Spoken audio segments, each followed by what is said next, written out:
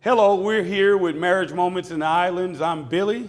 I'm Helena. And we're here wanting to get plugged in with other people that are either preparing to get married or already married, or what if you're dating? And so this is something that we truly believe. We believe that every moment matters in marriage. The good, the bad, and the ugly. Everything that takes place in marriage. We believe that it actually matters, and it's all for the development of your growth, your marriage, obviously you as a human being. And so today we're gonna bounce some ideas off one another, and I'm sure we're gonna have some questions around a topic. And so Elena, you wanna fill us in on what we're gonna do today? Sure. Yep. Before we get started though, subscribe, like, review, rate, all the good things that happen with these type of pages. So, but today we are going to be talking about marriage vows.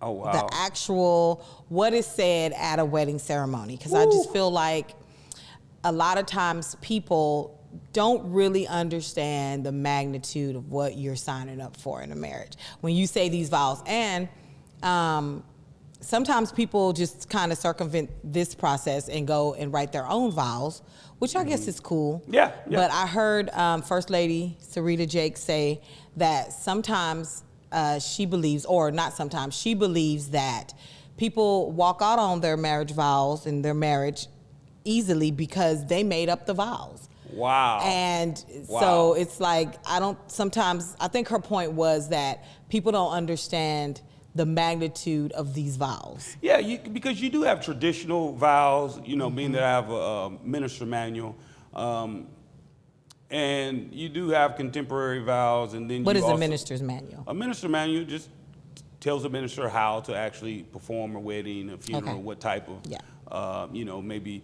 ecclesiastical functions. Maybe it's a baptism, maybe it's a dedication of a child, maybe it's the Lord's Supper, communion. So it gives you a format, outline, and you can obviously tweak it, but there's some principles that are there that you can't really change. But one of the things about weddings is you do have different vows, traditional vows, contemporary vows, but most of the vows are based around the Lord, and there's some heavy stuff in these vows. Absolutely. There's some heavy stuff. I think what people kind of, and I can't say that I 100%, I knew this, but I can't say I was just thinking about this, No, you're not. But these vows. You talking about like at the wedding? Yeah. Oh, no. Most of the time people are preparing for a wedding, which ends so much quicker than it took to plan it, usually. Yeah. About what, is about 25, 30 minutes or so? That's the vow, like that's the actual ceremony, but the actual wedding day from start to finish, like including getting ready and everything, is over so quickly. And people spend so much money and so much time on a wedding, which I'm not knocking that. Well, the preparation is a lot longer, right? Yes. Maybe a year sometimes. Sometimes a year, sometimes 6 months. Sometimes people do it quicker than that. But my point is, people don't spend nearly enough time actually thinking about these vows, this promise, this covenant that they're entering into. And I heard someone else say once that these vows are to the person you are actually going to get in the package of marriage. Like, not the person you're dating or the person that you, how we just kind of clean up, polish ourselves up for the dating process. And the person that you marry and make these vows to is a totally different person. What do you mean by that? Go ahead and give me. What I mean is you're getting that person raw and uncut. I feel like when people are dating, you kind of get a polished version of yourself, of that person. But what do you mean? When you get married, you're marrying them and all of their trauma, them and all of their upbringing that's different than yours. Maybe not necessarily even bad, but just different than yours. What does that have to do with the vows? Or what do you mean by you get? Because this is a huge promise that you're making. Right. And this promise that you're making, this covenant that you're entering into, you're making that with the real person. Oh, yeah. Not the person that they may have polished up and presented to you initially. Yeah, but I would love to think about the concept of people aren't really even considering the vows anyway. I knew of the vows. I'd been to weddings. I'd heard the vows. Yeah. And by the time we got married, I'd been ministering for quite some time.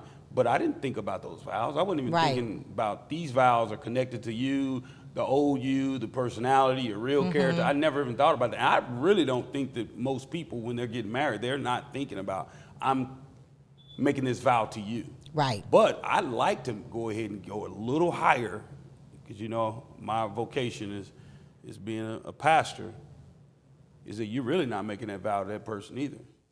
You're making a covenant and a vow to God. Okay. To treat this person in this way. It's really to God. And that's why, you go to some form of authoritative person, a judge, a priest, a pastor, because they are a representation of God. Now, they're not God, obviously, but they're God's representative. That's what authority is. Authority is a representative of God. So really, in reality, you're not even making this vow to that person.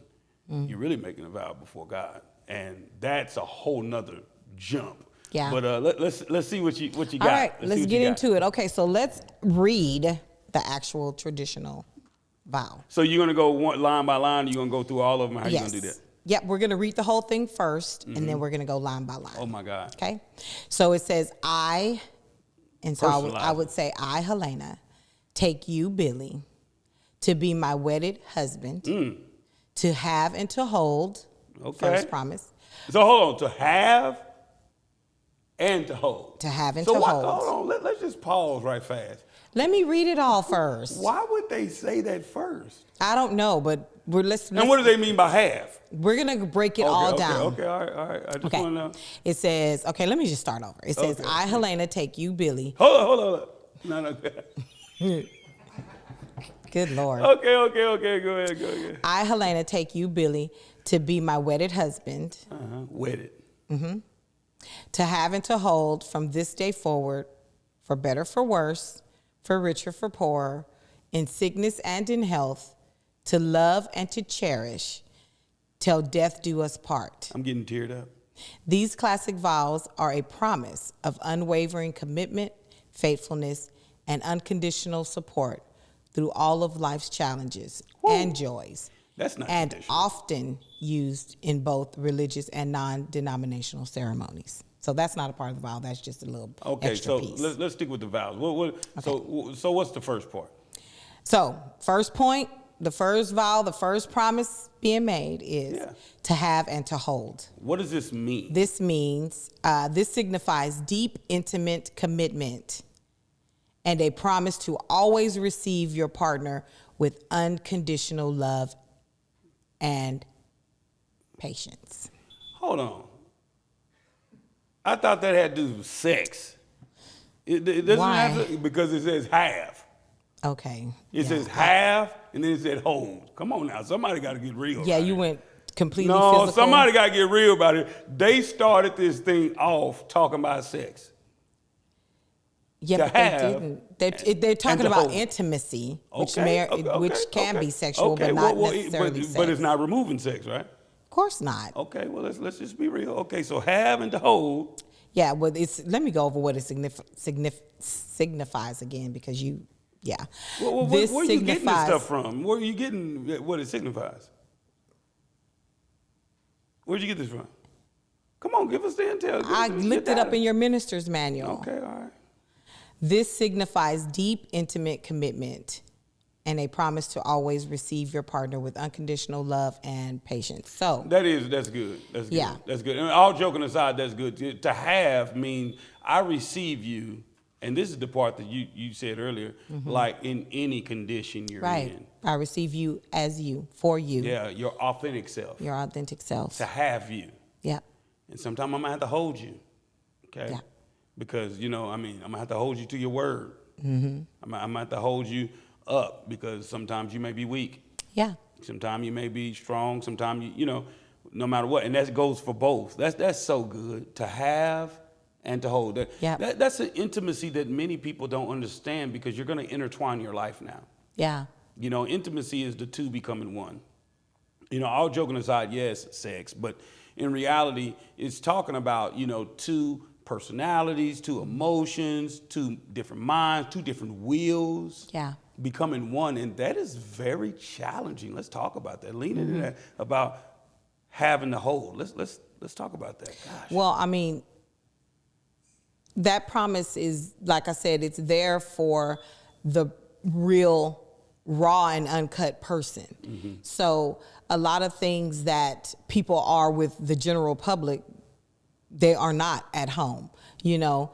And so, or they learn how to mask it, or they learn how to fake it, or whatever with the general public. Well, when you're at home and you're with a person many hours of the day, you see that person in their rawest, rarest forms. Yeah. And so I think that the commitment to have and to hold speaks to, hey, look, all of the issues that you have that I'm not aware of because you didn't reveal that, you know, all of the trauma that you've been through, like I alluded to earlier, all of the heartbreak, all of the heartache, all of the pain, all of the joys, you know, all of it, you know, you're signing up to be there for all of it. And when you make that commitment, it goes beyond that wedding day. Yeah. You know, that goes beyond that wedding day. Yeah, and I think that people don't consider all of that when you're standing there and when you're watching your bride come down that aisle. And so in the pandemic, that's why the divorce rate went up. Yeah, a lot of people didn't make it. They didn't make it their in their marriages marriages didn't make because it. Yeah. what happened was now you didn't have any place to run to. You didn't have an 8-hour job, Yeah. 10-hour job, A buffer. 2-hour commute. You know, you didn't have all that. Yeah. You know. So, and then think about it. If you go to work 8 hours, you have commute, maybe let's say 2 hours, that's 10 hours. Then you sleep 8 hours. Yeah. That's 18 hours. You're only really with your spouse about 6 hours. And then if you have any hobbies or anything that you're doing or the kids, I mean, there's a lot of buffers. But when the pandemic hit, there was no buffers. Yeah. You got that person raw and uncut. Some people have been married for 15, 20 years and don't even know really each other. Yeah. Because they have not taken that first part of the vow. Yeah, to have and to hold. To have and to hold. They haven't taken that to heart. I really challenge people that are in a relationship now, get to know your spouse. Yeah. You know, get to know your spouse. Break that down one more time, what it means to have and to hold. And then we It can means go to the next one. Deep, intimate commitment and the promise to always receive your partner with unconditional love and patience. Deep, intimate commitment. Yeah. To do that hard work. Yeah. To do the hard work. Gosh. Yeah. I mean, first of all, you got to make a deep, intimate commitment.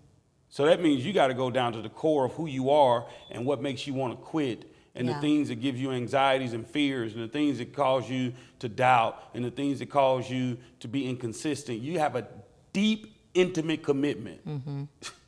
That's pretty hard. Yeah, and you're making this commitment to another person. So you're working on yourself, true enough, but you're also here for it with that person too, like as they work through their stuff. Yeah, and you got to look at yourself, and I hate to say it, but you do, because it sounds selfish, but the Bible tells us that you got to love your neighbor as yourself. Yeah. So there's no way I'm going to be able to love you if I don't love myself. So loving myself will make me evaluate some things. Why do I quit all the time? Yeah. Take a deep dive. Track down the breakdown in my inconsistencies. Yeah. That's a deep, intimate commitment that I'm going to make to growing, so I won't bleed and ooze all over you and leave you wounded because I have not dealt with my mess. Yeah. Now we can deal with our mess together. Yep. But I'm not going to quit on you while I'm dealing with my mess. That's so good. Yep. So good. Yep. And so let's go into the next one. It says, from this day forward. Okay, this marks the beginning of a new lifelong partnership, a commitment that starts on this very day and continues indefinitely. So this day forward, I'm committed to you. I'm not committed to the boys. I'm not committed to that's why a father brings his daughter down and he says, basically he's passing on, say, this is y'all you now. Yeah. I'm not committed to my mom and my daddy. This day forward, I'm not committed to my partners. I love them, but you first. Yeah. You're first. Yep. And it don't even need to be close. People got to already know. I think we talk about it all the time. He says, I think everybody, my family, your family, all of it, both sides of the in-laws, my family and Elena's family, and everyone else knows. Yeah, we first. You know what I mean? Like y'all are not first. Y'all second, third, fourth, somewhere down there. But no, obviously Jesus first. But I'm saying when it comes to physical relationships, Yeah. people here on the earth, It ain't even close. Nobody don't even question that. Like in my homeboys, I mean, which I don't really have homeboys. Yeah. Like, I mean, did I say that? You did. Homeboys. Friends, Okay. I guess. Friends. I mean, but they ain't even, they already know what's up. Yeah. They know I what's think this also speaks to your partner being, your spouse being the standard too.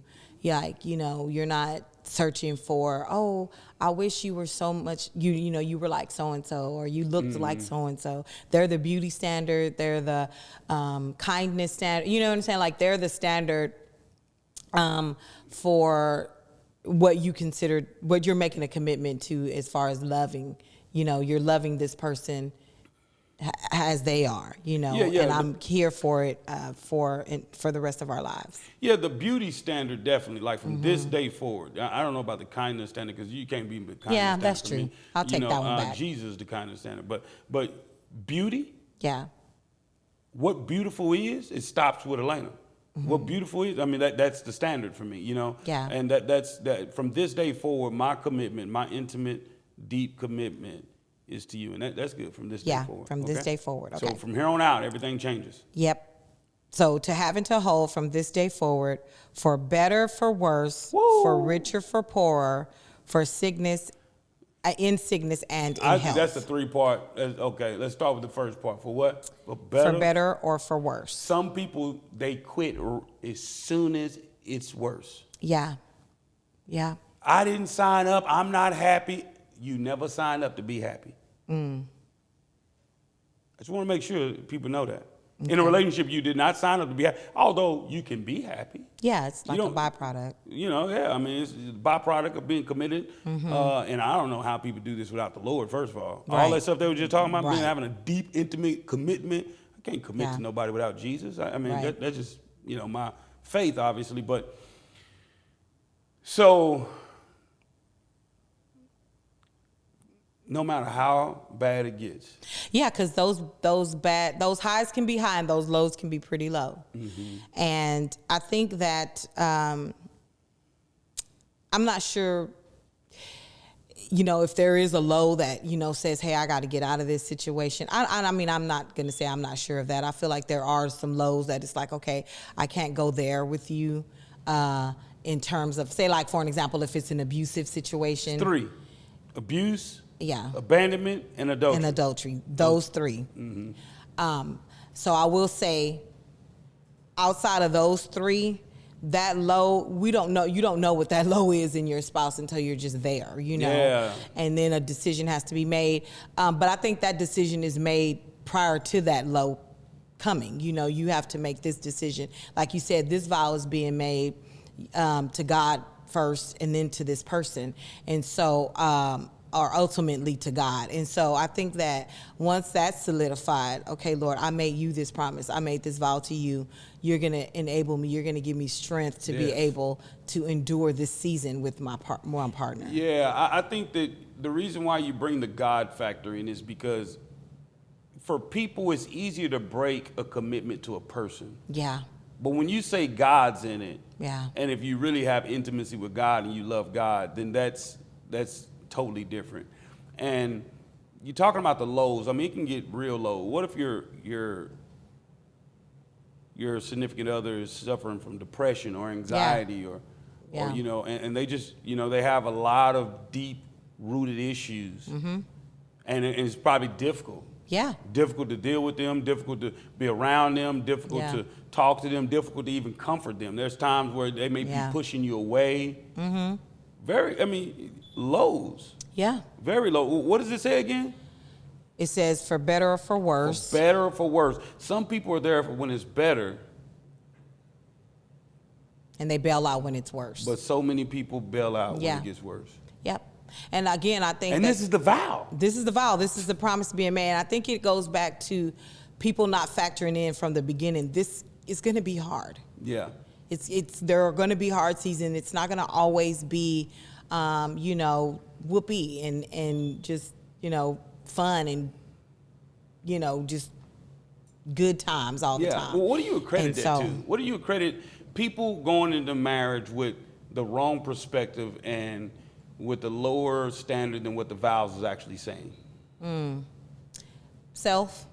I credit it to selfishness. You know, no one I mean, if you really just took out time to read this stuff, I mean, of course you're going to want to change it and write your own. You know what I mean? Because why on earth would Which I we're not agree with against people writing their vows. Right. Not against that. Not against that. But of course, like, well, I would want to make it easier, you know, just because of self. Like, everybody's going to want to preserve themselves. Like, I don't want to have to get down and dirty on the floor with you to help pick you up out of a deep depression or, you know, a super hard grieving process or something like that. You know, it's just easier to want easy stuff. You know, it's just easier. Yeah, I mean, and I think that's one of the things, you know. Hollywood, music, you know, this world, the feeds culture. into that for sure. You feed into, you know, happily ever after, all these movies and the music saying certain things, and you sit over and let that infiltrate your brain, and you begin to start romanticizing something that's not even true. It's not even true. Just a spoiler alert, if anyone ever asks me to do their wedding, if you write your vows, I always go back over the vows. I do. You've been there with time. Let's make this clear. I always go off with. I go back over the vows. You know what I'm saying? That's great. That's so cute. They crying, looking at each other's eyes, holding hands. It's so beautiful. It is. Now God said. Because you know what I mean? What's really going on? No, I always go back over. Yeah, that's so good. I always go back over because I think this is important for better or for worse. I mean, you need to hear that. It's gonna be some times where financially it's gonna be tough. That which goes into the next portion for richer, for poorer. Ooh, some people that bag started minimizing. Yeah. And they start, you know what I'm saying? It's time to dip. Time to bounce. It's time to go. Yeah. That bag minimizes like, ooh. Yeah, that and also like when say your spouse makes bad financial decisions. You know. I have. Yeah. In our relationship now I made some good ones. Yeah. But I made some bad ones too. You know, you sit right there and be like, okay, come on over here. You know what I'm saying? You know, it's been time when your bag was holding us down. Yeah. And it's been time when my bag was holding us down. Yeah. You know, it was time when I was hustling and making it happen. And it was time, you know, when you was making it happen. So the reality is, you know, when it comes, if you base your marriage on money, you're already like building it on something that's fickle and frail. Absolutely. Because money comes and goes. Yeah. It comes and goes. I mean, and it's not strong enough to stabilize a marriage. Yeah. It'll paralyze your marriage. Absolutely. If anything. It'll have you walking around on eggshells because now if the bag goes, I'm gone. Let me tell you something about Michael Jordan, right? Michael Jordan was married to a woman named Juanita. And she was a lawyer, she loved him. I don't know how they broke off, but why they got a divorce. But when they got a divorce, Juanita got $164 million. That's what he was worth, probably about $300 million at that time.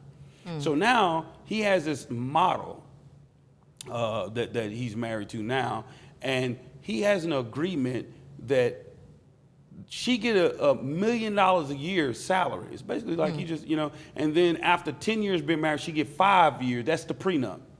Like, meaning when you leave, you won't get, because he's worth like almost $4 billion. You won't get $2 billion. You already stacked up a nice little penny, and you're probably not gonna have to pay for nothing while you're with me. You just stack that money up. Okay. I'm like, that's a weird agreement. There is no way I'm gonna pay you to be my wife. And I would want to be paid for, what am I? To be your husband. That's weird. And so when I heard that, I was like, oh my God, this is odd. I think he's trying to protect the bag, but that's what he's already going into the marriage thinking, because he lost $164 million with his ex-wife. Yeah. Well, I think, as we know, money speaks to the heart. It's always a heart issue. And so it's probably a trust issue. Obviously, in that situation, it sounds like a trust issue. And so I think that when we talk about marriage and money, you gotta examine your heart and see where does my heart land on this issue. Am I greedy? Am I selfish with money? Is this something that I need to get in hand even before I involve this person in my life at this level? Because whether or not your person brings in the amount of money you think they should, or whether or not they make poor financial decisions, you are making a vow. You're making a commitment. You're making a promise. And so, of course, we always encourage people, have that money talk before you get married. Make that a big conversational piece, because you'll be surprised how people process money and the thought of it and how it's spent and all of that differently. And like I just said, it's a heart issue. And so definitely look into that. So and so the thing is I don't know how many times I've had good relationships with someone, and then as soon as money gets involved. Yeah. It's like, whoa, you turn into a whole different person. Yeah. So, money makes people act funny, as but they I think say. it goes back to the very first part. It says to have and to hold. Yeah. If you process that properly, I think that everything else kind of falls in place. It should fall in place. Yeah. Did you say for richer or for poorer? Yeah, in sickness and in health. So it's for better, for worse, for richer, for poorer, in sickness and in health. So you're committed to someone if their legs get cut off? Yeah. Should be. That's what you said. Yeah. You're going to have to push them around. Yeah. Nobody even think about this when they say I do. Right. I do to all this. I do. The possibility of it all, yes. Yeah, I tell people all the time, and I believe this with all my heart. I said, man, I love you guys, man. I like hanging out with you guys and, some of my friends or people my colleagues. But I have my priorities in order, because I know if I'm sick and I'm on my sick bed and I'm deathbed, I already know my wife's going to be there. Y'all going to have all kind of other stuff going on. Yeah. Work. It don't matter if my disciples, it don't matter how much I've done for them. Yeah. I got to help rescue them out of the clutches of hell. Yeah. Which that's a work that we do, is help people out of addiction and disciple them, and they have a life that they never was afforded because, of Jesus, obviously, and us working alongside of them. But they will not be there. Right. They won't be there on that bed. They got work, they got kids, and I'm not really even expecting them to. Yeah. But I'm just saying, but I already know. That's why you have to have your priorities in order. Yeah. You're saying, I'm going to be with you whether you're sick or whether you're not, or you got good health. Yeah. That's a heck of a statement. It is. We've had some experiences before with sickness and health. Yeah. Yes, we have. And they were difficult.